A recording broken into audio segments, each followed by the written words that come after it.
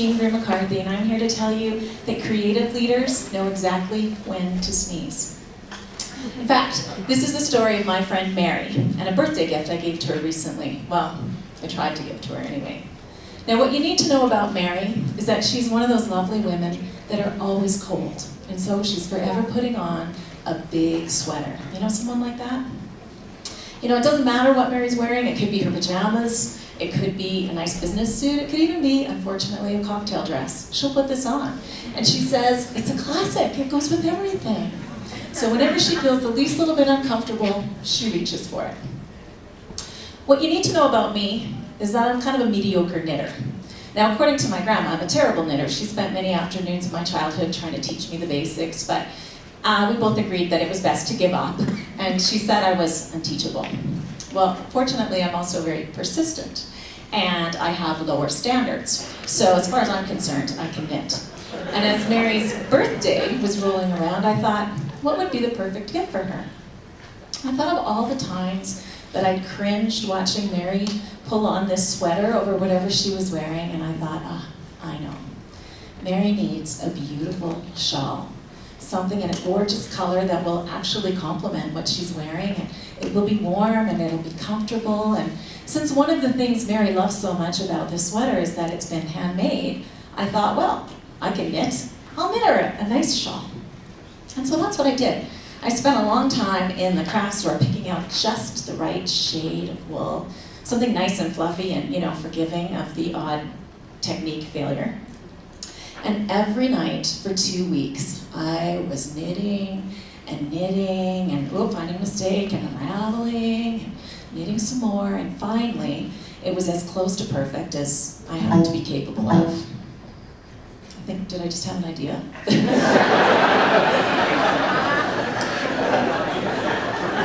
And ba-bum, it was finished. And I thought, great, we're ready to go. I could not wait to give this gift to Mary. I knew she was having a big party, and I thought, I'll be able to tell everyone I made it myself, and she's going to love it, and I couldn't wait to see her put it on, because, when you work on something for a long time, one of the things you really look forward to is seeing that person enjoy it. And so, I just couldn't wait for that day, and so off I went to the party. And as it turns out, I was one of the last people to arrive, and the other guests I'd noticed had all piled their presents for Mary on a coat rack by the front door. So I did the same with mine. I added it to the pile, and off I went to enjoy that party. And what a party it was. There was food, there was wine, there was music. It was a total blast. Eventually we all piled into a cab and went dancing. We had a great time. And as I flopped into bed that night, I realized, we forgot all about the gifts. We never did open those. So I thought, well, you know what? Mary will open it tomorrow, and she'll call me, and she'll tell me how much she likes it, and it'll still be awesome. And well, I guess, I don't know, maybe Mary had a little bit of a hangover because she didn't call. And then another day went by, and no phone call. And then another day, no phone call. 4 days go by, and I'm going from being excited to patient to annoyed to perplexed to perturbed. And I think this calls for a little latte intervention. Now, in case you don't know, if a friend shows up at your door unexpected and she has 2 lattes in hand, you might as well just clear the next 30 minutes because she's got something on her mind. And you just are going to need to sit down and listen to her for a little while.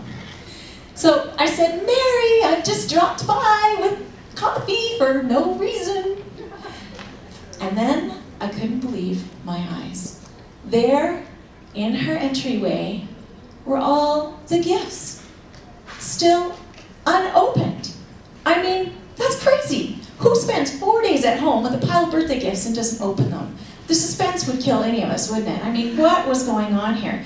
And I said, Mary, you nut, why haven't you opened your birthday gifts? Aren't you dying to see what's inside? And Mary said, oh, I know what's inside. I looked. You looked. Okay, excuse me 1 minute. She looked. She knows what's in those gifts. She knows those gifts are all for her. She knows she owns them. And yet they're still hanging there. And they could hang there forever and she'd always own them, but she'd never receive them. Because it's one thing to have a gift, but it's something else to actually take it out, and put it on, and use it, and enjoy it. maybe show a little gratitude, maybe pick up the phone, right? That's how you receive a gift. I thought, this is crazy. Okay, what's going on here? Mary, what's the point of having all this stuff if you never use it? And she said, oh, well, I'll get around to it. I've just been busy. I'm starting to even forget that it's there. And I thought, seriously, why am I friends with this person? Who is this? But it didn't make sense to me because, you know, she is a good person. She is a good friend. I thought there's got to be something else going on here.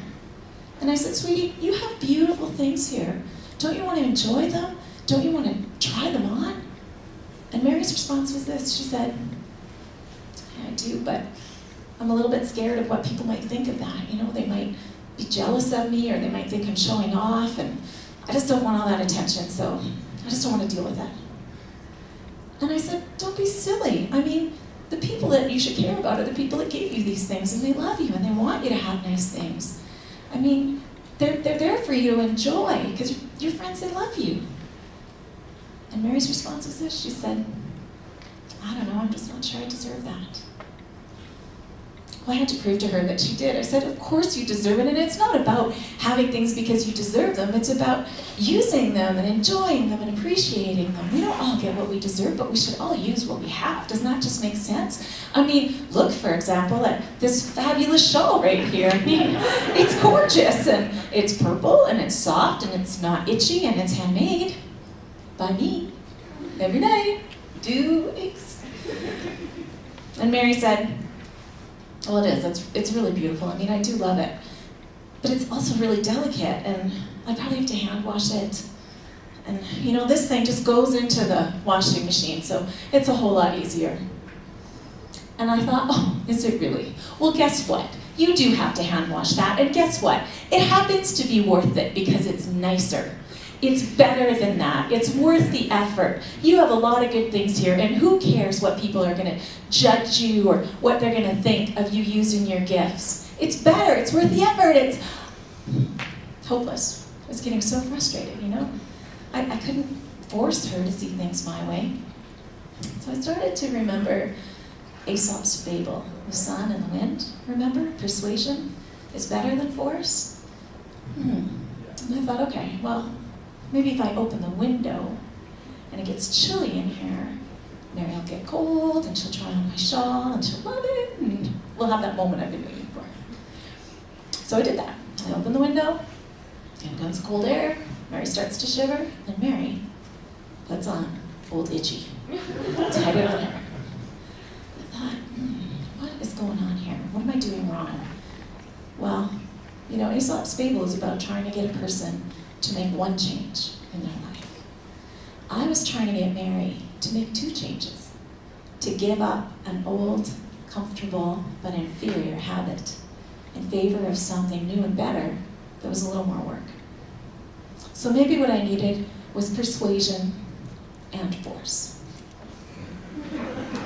Now listen, this is serious. I will never advocate anyone waste a $4 cup of coffee. But sometimes you gotta do what you gotta do. So I took my coffee and I kicked back as much espresso and steamed milk as my cheeks could hold. And then I faked the biggest, wettest, grossest sneeze, achoo, all over Mary in her awful sweater. And she said, oh my gosh, oh, it's gonna stain, oh. And she ran to the sink and she plunged it in cold water and she fussed about it, and guess what? It was out of the mix. And the window was open, and the breeze came in, and Mary was cold. But the sweater was wet, and the shawl was dry. And that's how I got Mary to try something new. That's how I got her to give up an old habit in favor of something new and better. And I'll tell you what, I believe that all of us get gifts throughout our lives. We have talents, we have ambitions, we have interests, we have opportunities. And sometimes we use them, and sometimes we let them hang at the door.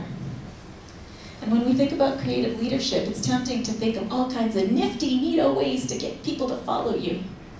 But actually, a creative leader knows that the power from their team comes from each member of their team.